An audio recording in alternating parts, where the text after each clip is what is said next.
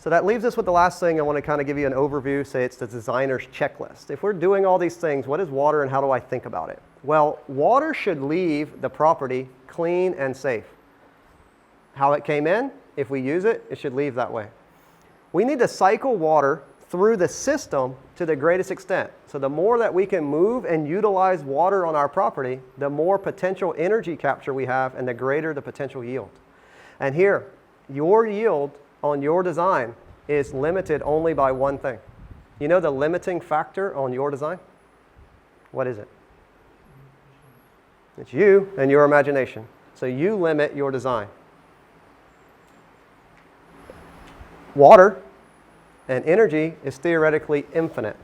So how much we want to use it or interact with it is up to us.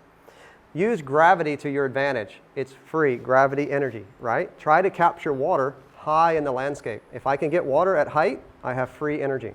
Reduce water loss from evaporation. Make sure you put up windbreaks if you have like a dam, for instance, so the wind doesn't blow over the water and evaporate your water. Value diversity of wetlands and estuaries. Understand that wetlands and estuaries is nature's way of cleansing water. It's nature's water filter. So to have that or design for that on our property is to work with nature rather than against nature. We want to collect and we want to store safe water for basically human consumption and production. So I need to be able to drink water, but I need water to be able to grow my food. So how much food do you want to grow is going to be directly proportional to how much water you can store. You need to scale to suit your needs. So some would come and say, oh, that pond's really big. Yes, but I use a lot of water from the pond. So I have the pump, and I can pump water to my orchard. I can pump water to my food forest. I can pump water to my garden. I can pump water to my mother-in-law's garden because she does more Thai-style agriculture. And so all of these places we can utilize water. So these are systems that we can design, how to capture the water and where to utilize it. And infiltrate water to replenish rivers and streams. We need to stop pushing water through into sewer systems or to piping systems. We need to use it and replenish our streams with underland or flow through. And that's why our swales, our bioswale, allows the water to flow through the system and recharge our aquifers. And if we do all that, we get creation of edge in our design. So remember we talked about, there's the pond. Look at the edge of the pond. I can see the edge of the pond. Then I have a coconut tree. I have a path. I have a windbreak, and I have a fence. And all of those edges are stacked up within only 2 meters. So edge, edge, edge. And the more edge you create in your design, the more you'll maximize yield.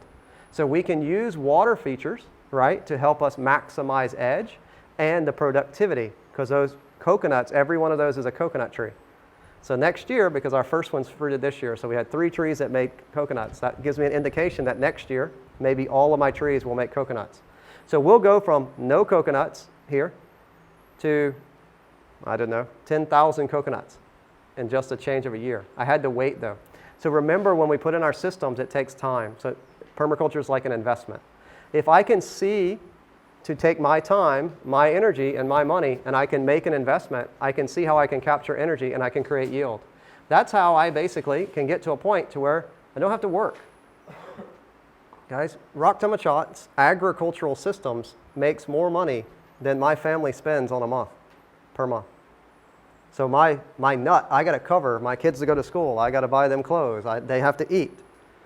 We sell more agriculture than that because we live a modest lifestyle. So I'll leave you with a little bit of a secret.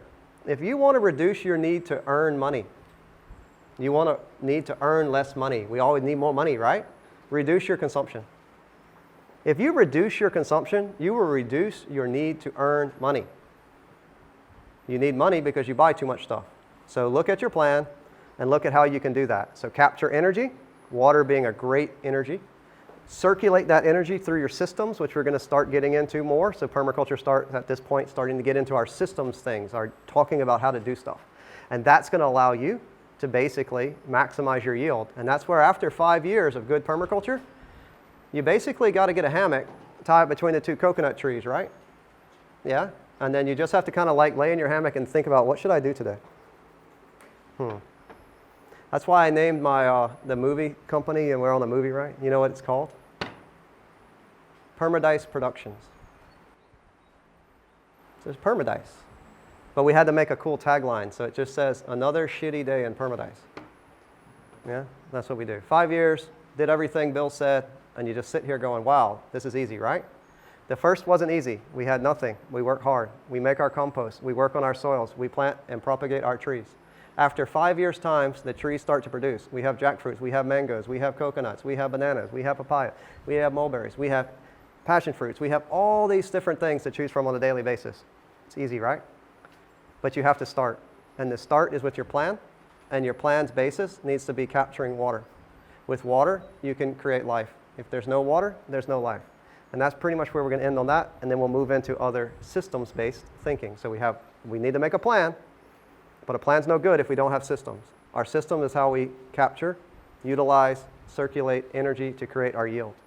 And always remember that the last ethic of permaculture is that you have to have fair share. So if you cannot create surplus, you cannot share.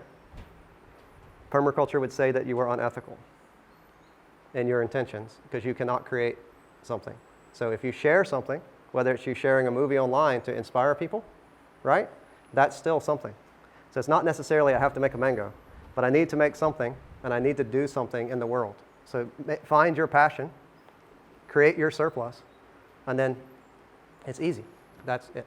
So we'll leave you with that.